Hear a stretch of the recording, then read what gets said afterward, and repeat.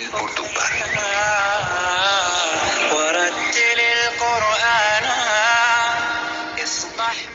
جھوٹ کا اندھیرا دینے کے لیے کافی ہے. ہر پہلو، ہر نظریہ، ہر نقطہ سچ کا.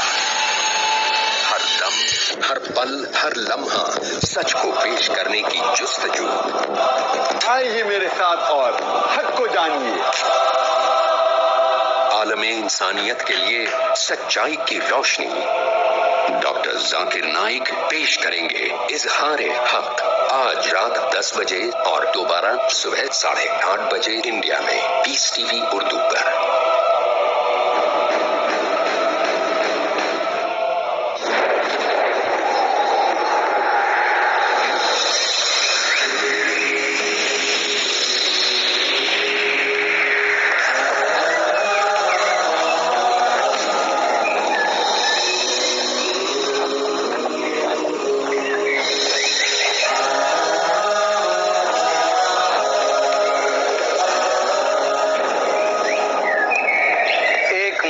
کی اصل منزل آخرت کی منزل ہے،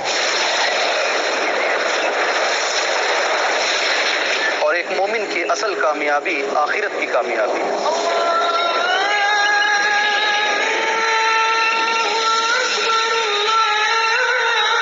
محترم ناظرین، میں آپ کا دینی بھائی حافظ عبدالقدیر عمری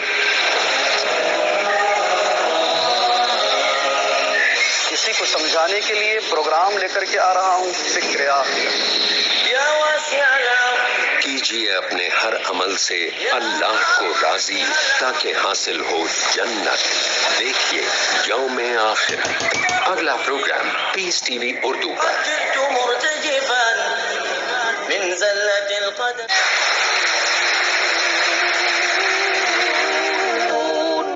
After the third question you posed, that is it not possible that why you're comparing Quran, the Bible is right and Quran is wrong. You didn't use the word Quran wrong. You were very humble and I appreciate that.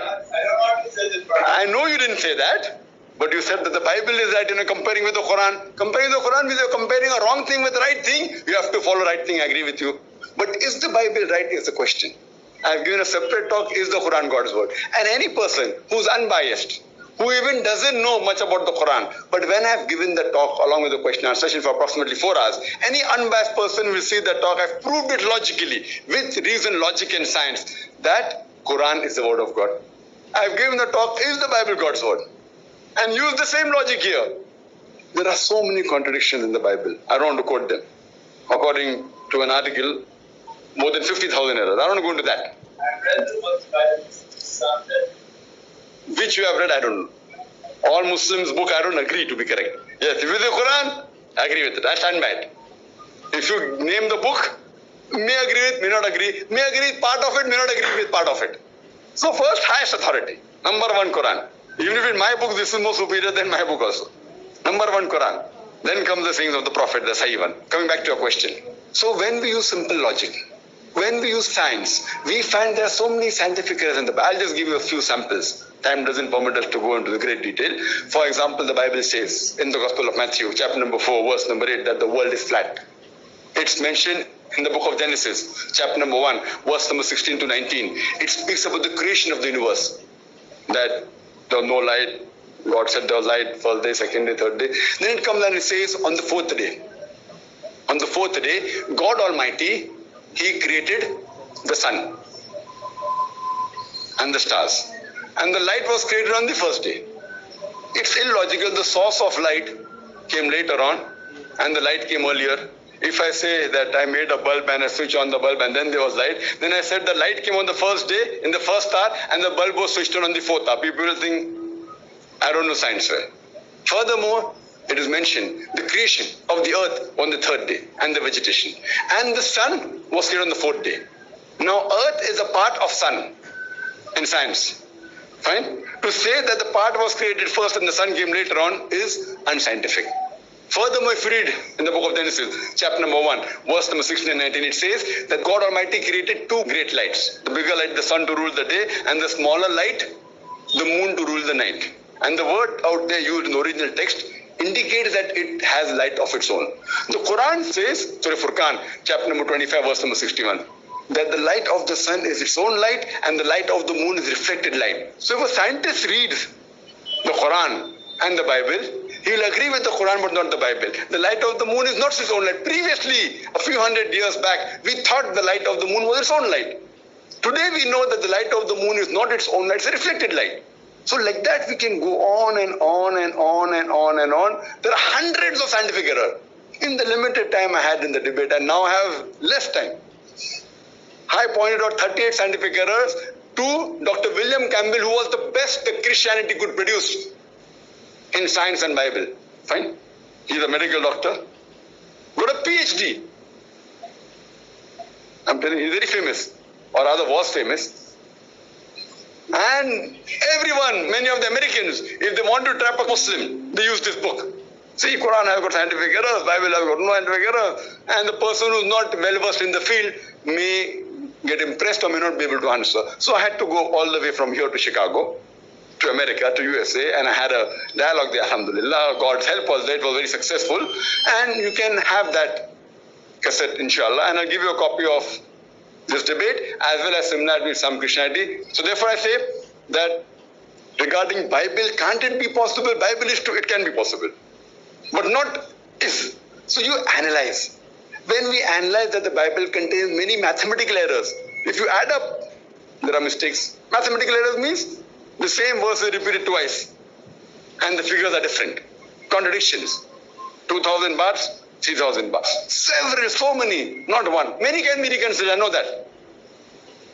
If the 10,000 pointed out on the internet, maybe 50%, 80% can be reconciliated. But many hundreds cannot be. I've gone through them.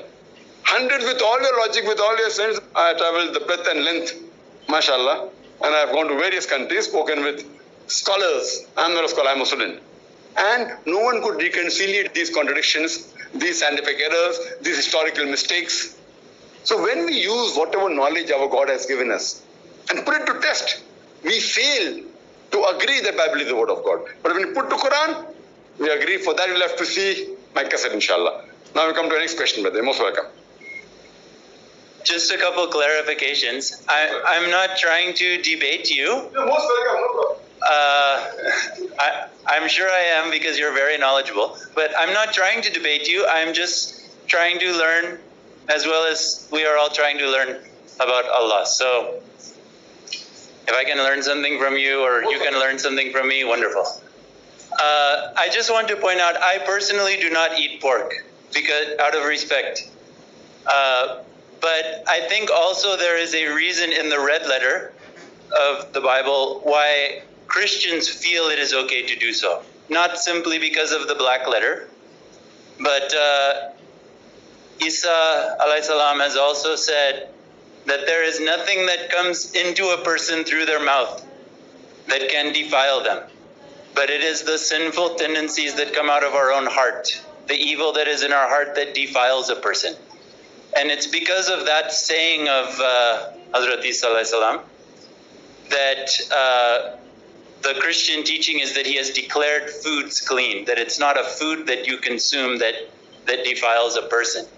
So whether you agree with that or not, that is at least something in the red letter that explains why Christians do feel that in the time of Moses, Allah had prohibited pork, but then this was something that Hazrat Isa had made halal for his followers.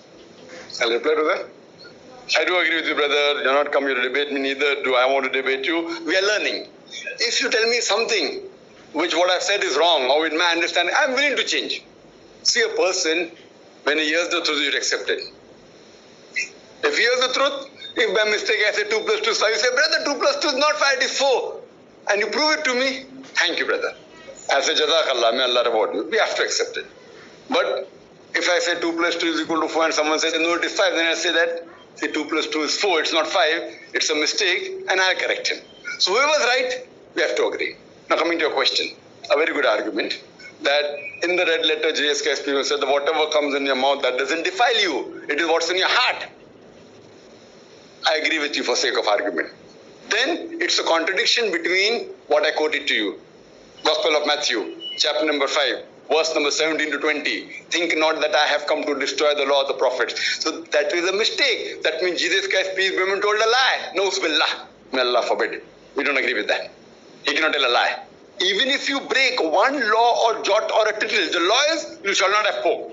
So whenever there are two statements given, we have to try and follow both together. That means the other things which you eat, no problem, but don't have pork. Why? Because Gospel of Matthew, chapter number 5, verse number 17 to 20 says, you cannot break a single law or jot or tittle. Similarly in the Quran, there are various things in the Quran where it says that these foods are haram. But that doesn't mean only those 4 foods are haram. There's one more food made haram somewhere else. Like one place which I quoted, dead meat, blood, and flesh of swine. Somewhere else it's mentioned, alcohol is haram. That does not, you cannot read one verse of the Quran and say that is full Islam. Fine? So anyway where it's mentioned haram is haram. And then it says everything else is halal. Here when we come to know that one verse of the Bible in red letter says that I have come to keep the commandments, not break a single of them. If any of you break one jot, one tittle, you shall not enter the kingdom of heaven. So all the other verses cannot contradict this. Otherwise, Jesus Christ, peace be upon him, is telling a lie in one place, Naus Billah, which you don't agree. So we cannot belittle Jesus Christ, peace be upon him, to upgrade Paul or Peter. No. We cannot. That is a law. So when we realize, we say just because Paul or Peter said something or Thomas said something, you want to go against Jesus Christ, peace be upon him, said no. What we say about Paul and Peter and Thomas said is wrong. We can try and get a reconciliation if we can. If this wasn't there, Gospel of Matthew chapter 5 verse number 17 to 20. If it wasn't there, don't break law or tittle. Maybe, not for sure. I can give you other arguments against that. Time is limited. I put my X in the front. Maybe if this verse wasn't there, yes brother, very good, I agree with you. But because this verse is there, Gospel of Matthew chapter 5 verse 17 to 20, if you break one law, one jot or tittle, you shall not enter the kingdom of heaven. Then you cannot. Under any circumstances, whether Paul says that, Thomas says that, or Peter says that, or anyone says that. You understand? This is how you understand logically. So what you are doing, just to upgrade Paul, you means I'm talking about some of the Christians. When I say you means Christian. To upgrade one of the apostles, you are belittling that Jesus Christ, God forbid, told a lie, which I cannot agree. So this is how you study, how you do comparative study. So based on the comparative study, what we say that is Christian is a person who follows the